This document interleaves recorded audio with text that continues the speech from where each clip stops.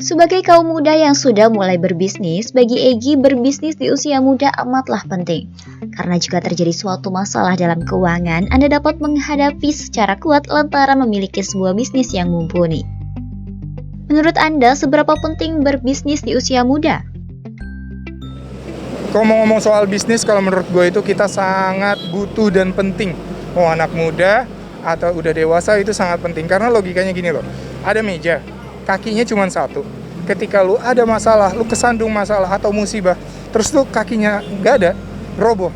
Nah, fungsinya bisnis itu bikin lu sokongan-sokongan lain. Jadi ketika lu punya satu masalah income, lu tetap bisa cover dan berdiri, survive dengan bisnis-bisnis lu. Ya walaupun susah, balik lagi gue kasih tahu, kita harus mencoba, kita harus berusaha. Karena kalau kita udah niat dan berusaha, pasti ada hasil, kayak gitu. Gue ngelihat antusias pemuda-pemuda Indonesia mulai berbisnis itu, ya gue sangat senang. Dan gue malah terpancing, oke, gue harus explore bisnis gue lagi, gali bisnis gue lagi. Apa nih yang bisa gue lakukan lagi? Jadi benar-benar memperluas cabang gue, cari ide-ide lain. Ya karena dari awalnya konsumsi makanan, kerucuk, gue akhirnya sekarang punya bisnis desainer interior, namanya Owala juga. Nah itu gue ada dua line bisnis, itu dia. Gara-gara sebenarnya gue juga ngeliat teman-teman gue udah mulai berbisnis. Gue kepancing nih, gue harus bisa, dan akhirnya gue bisa ngebikin line bisnis gue sendiri. Mempunyai kesibukan di dunia yang berbeda tidak lantas membuat Egy menyerah akan waktu yang ada. Ia justru menyukai setiap pekerjaan atau bisnis yang dijalani secara bersamaan datang kepadanya. Apakah Anda alami kesulitan dalam menjalani sebuah bisnis dengan kesibukan lainnya? Kalau ditanya susah nggak jalanin bisnis sambil bekerja, itu sebenarnya balik lagi ke kitanya ya. Kalau gue pribadi nih, mau ngasih tau ke pemirsa, kalau gue tuh emang suka berbisnis dan suka entertainment. Jadi gue melakukan dua hal itu dengan happy, walaupun memang kadang nih gue suka ada kerjaan, tapi gue harus ngawasin bisnis gue. Nah, fungsinya karyawan di situ. Jadi 2 bulan pertama gue benar-benar full, gue pegang sendiri, gue belajarin semuanya. Plus minusnya gue pelajarin, gue cari tahu gimana sampai akhirnya gue udah punya karyawan yang gue percaya. Itu kuncinya, kalian harus punya karyawan yang kalian percaya. Karena dengan kalian udah percaya dan melepas ke orang tersebut, kalau orang itu benar, bisnis kalian pasti aman. Tapi kalau sampai kamu salah milih orang, nah itu wassalam deh. Jadi kamu harus hati-hati. Karena pemilihan karyawan itu harus benar-benar, kalau buat gue pribadi, udah kayak nyari pacar sih, jujur aja. Jadi gue harus percaya 100% sama dia buat ngemegang bisnis gue, baru gue bisa approve mereka kerja sama gue.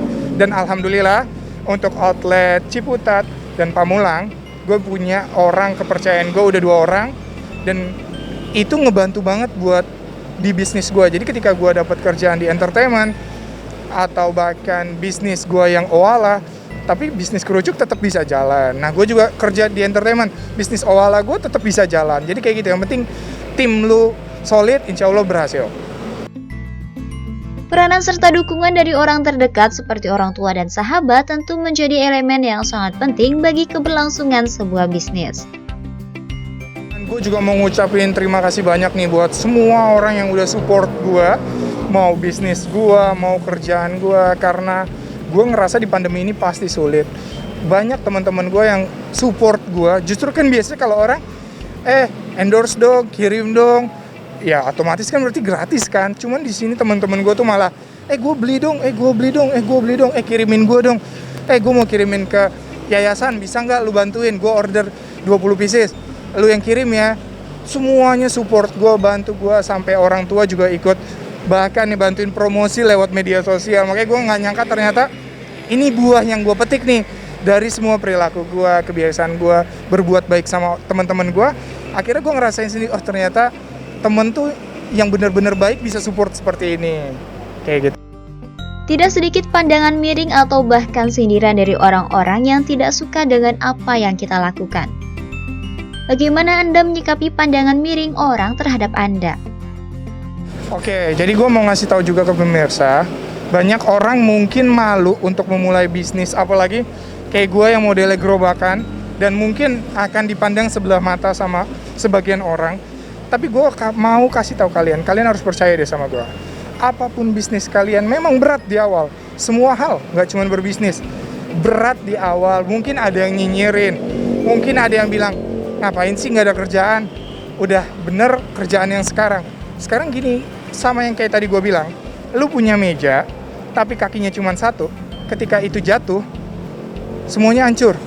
Tapi kalau lu punya bisnis walaupun kecil, at least lu nggak langsung jatuh rubuh. Nah, masalah orang yang ngomong, ya udah kita biarin aja, kita doain aja, nanti kalau kita udah sukses, ada yang bisa kita bantu nggak, itu jauh lebih bahagia kayak gitu. Dan gue juga udah berbisnis lumayan lama, sekitar 4 bulan. Itu sebenarnya semuanya juga nggak selalu indah. Kayak ada beberapa varian rasa yang gue kiranya bakal disuka orang, ternyata enggak. Dan ternyata yang orang gue mikirnya biasa aja nggak bakal laku, ternyata orang suka. Nah, balik lagi, bisnis tuh nggak bisa kita tebak-tebak, tapi harus kita jalani, kita lewati. Nah, kalau lu nemuin masalah kayak gitu, lu jangan cepet nyerah.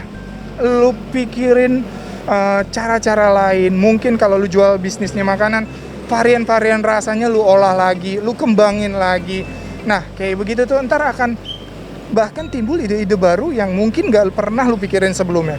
Kalau cara gue pribadi kayak gitu, walaupun ada masalah, explore lagi, gue push limit gue.